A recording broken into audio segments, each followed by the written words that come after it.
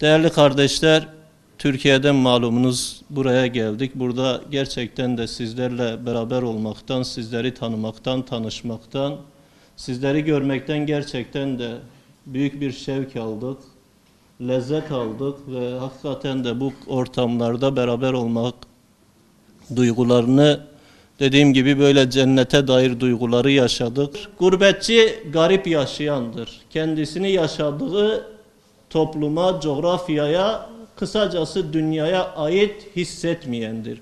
Biraz yabancı yaşayandır. Hani şu yanlış anlaşılmasın, toplumla yabancılaşmak manasında değil. Değerli kardeşler, Allah bizi gurbet diyarına gönderirken belli amaçlar için gönderdi. İnsanı gurbet diyarına gönderirken, insanı yaratırken insana bazı hedefler tayin etti, bazı amaçlar tayin etti. Nedir bunlardan bir tanesi? İnsanın yaratılış amaçları, insanın hayatının hedefleri. Bir tanesi Allah'ın zaten hepimizin okuduğu ayetlerde dile getirdiği ferdi boyuttaki sorumluluklarıdır. İnsanın sorumluluklarını 3 ana başlık etrafında aslında toplayabiliriz. Dünya hayatı içerisindeki. Bir tanesi işte ferdi sorumluluklarıdır. Şahsıyla alakalı Allah'ın kendisine yüklemiş olduğu vazifeleri yerine getirecek. Sorumlulukları yerine getirecek.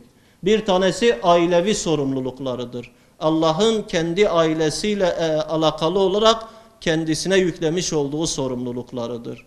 Çocuklarıyla alakalı, hanımıyla alakalı, anne babasıyla alakalı, kardeşi, akrabalarıyla alakalı sorumluluklarıdır. Üçüncü bir sorumluluğu ise içtimai sorumluluklarıdır. Yani sosyal hayatla ilgili, yaşadığı toplumla alakalı Allah'ın insana yüklemiş olduğu sorumluluklar. Yaşadığımız sosyal hayat içerisindeki şehrimizle alakalı, ülkemizle alakalı, dünyayla alakalı. Allah-u Teala bizi yaşadığımız dünya ile alakalı sorumluluklarla bizleri sorumlu tutmuştur. Toplumumuz da bizleri sorumlu tutmuştur. Toplumumuzun fertlerinin uğradığı zulümlerle bizleri sorumlu tutmuştur.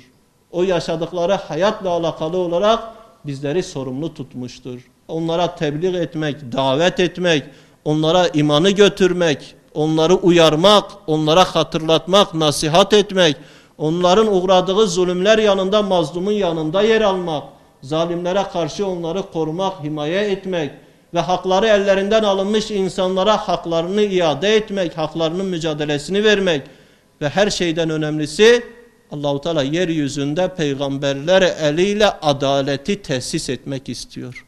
İstemiştir. Peygamberlerin gönderiliş amacı yeryüzünde adaleti tesis etmek. Ve bütün peygamberleri dikkat edin Allah-u Teala siyasi otoritenin merkezine göndermiştir. Siyasi otoritenin, idarenin merkezine göndermiştir. Demiştir ki gidin şu insanlar üzerinde hakimiyet kuran, insanları köleleştiren, kullaştıran, hayatlarına bir düzen veren, şekil veren, insanların hayatları üzerinde Allah'ın istediğinin dışında nizamlar tesis edenlere yönelik Allah-u Teala adres göstermiş. Gidin adresiniz orasıdır. Halka tebliğ edin, davet edin ama mücadele adresiniz orasıdır.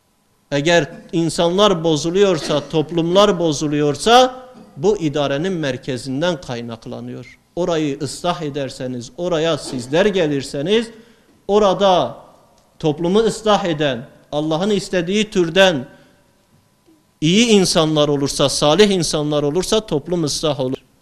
Alimlerimizi yaşadığımız coğrafyanın yakın tarihi içerisinde gördük. Astılar, kestiler, zindanlara doldurdular, toplumdan uzaklaştırdılar, sürgün ettiler, tecrit ettiler, Kur'an'ı yasakladılar, camileri ahırlara çevirdiler.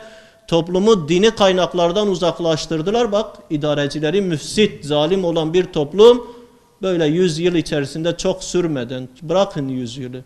100 yılı şu an gelinen noktadır.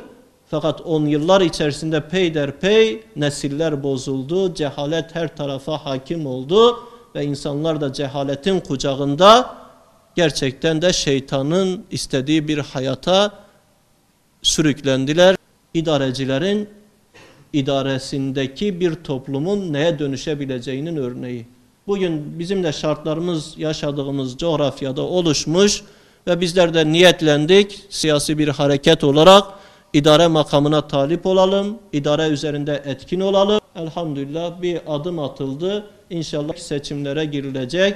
Seçimler üzerinden de yerel seçimler, mahalli seçimler, sonrasında da Rabbim nasip eder şartlar oluşursa tamamen belki ülkenin idaresi manasındaki diğer taleplere de inşallah niyetlenilir ve bunun üzerinden de İnşallah bizler Allah'ın bizden istediği sorumlulukları yerine getirmiş oluruz.